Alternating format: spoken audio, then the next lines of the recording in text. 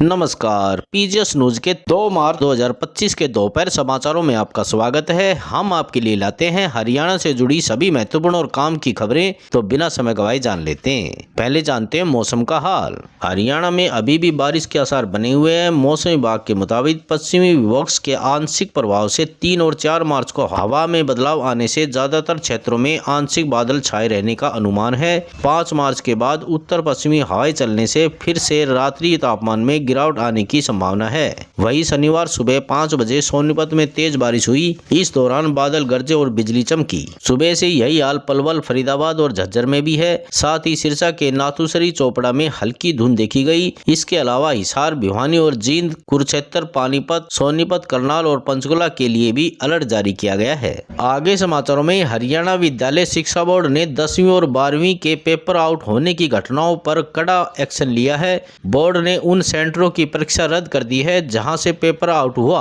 अब इन सेंटरों पर परीक्षा दे रहे सभी विद्यार्थियों को दोबारा परीक्षा देनी पड़ेगी। हालांकि बोर्ड ने अभी परीक्षा की नई तारीख का ऐलान नहीं किया है।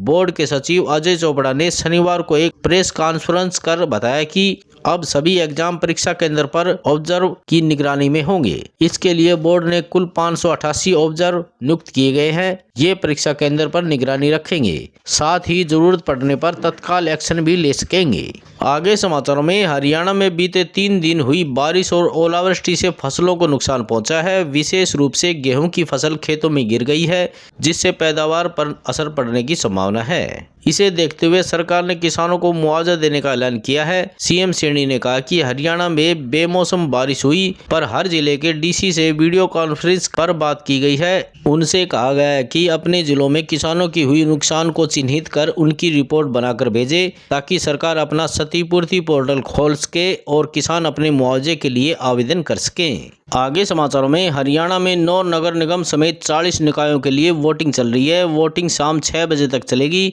नतीजे 12 मार्च को आएंगे। दोपहर 1 बजे तक प्रदेश में 18.8% वोटिंग हुई है। इससे ज्यादा फतेहाबाद तो सबसे कम सोनीपत में वोटिंग हुई है। वही करनाल के वार्ड नंबर 2 में ईवीएम का बटन बंद को लेकर हंगामा हो गया। निर्दलीय उम्मीदवार विकास पांचाल ने कहा कि बटन सुबह से ही नहीं चल रहा। इसके बाद पुलिस मौके पर पहुंची। इस दौरान 10 मिनट वोटिंग रोकनी पड़ी। आगे समाचारों में हरियाणा में आवास बोर्ड को समाप्त करने की तैयारी है। हरियाणा आवास बोर्ड को 1971 में तत्कालीन सीएम चौधरी बंसीलाल ने गठित किया था। अब सीएम नायब सैनी ने इसे समाप्त करने की मंजूरी दे दी है। यह बोर्ड अब हरियाणा शहरी विकास प्राधिकरण में शामिल किया जाएगा। 1 अप्रैल से आवास बोर्ड का अस्तित्व प्रदेश में समाप्त हो जाएगा। इससे पहले सरकार ने हाउसिंग बोर्ड के कर्मचारियों के लिए एक कमेटी का गठन किया है। आगे समाचारों में डॉक्टरों की लिखावट को पढ़ने योग्य बनाने के लिए चंडीगढ़ प्रशासन जल्द ही अपनी फैकल्टी और अन्य संबंधित पक्षों के साथ बैठक करेगा। यह जानकारी पंजाब और हरियाणा हाईकोर्ट को दी गई है। इस मामले में हाईकोर्ट ने आदेश दिया है कि पंजाब, हरियाणा, चंडीगढ़ प्रशासन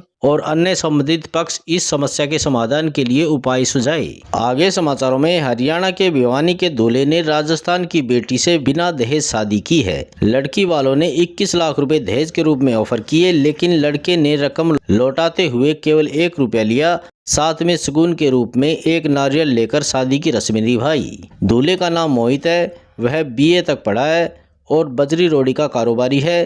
प्रॉपर्टी डीलिंग का काम भी देखता है और ठेकेदार भी है। वह भिवानी के जाटू लोहारी गांव का रहने वाला है। उसका कहना है कि उसके पिता ने भी अपनी शादी में दहेज नहीं लिया था, इसलिए दहेज लेने का ख्याल उसके दिमाग में भी कभी नहीं आया। वैसे भी दहेज रिश्तों में अनबन का कारण बनता है। आज के दोपहर समाचारों में बस इतना ही। कल मिलते हैं और नई खबरों के साथ। तब तक के लिए नमस्कार।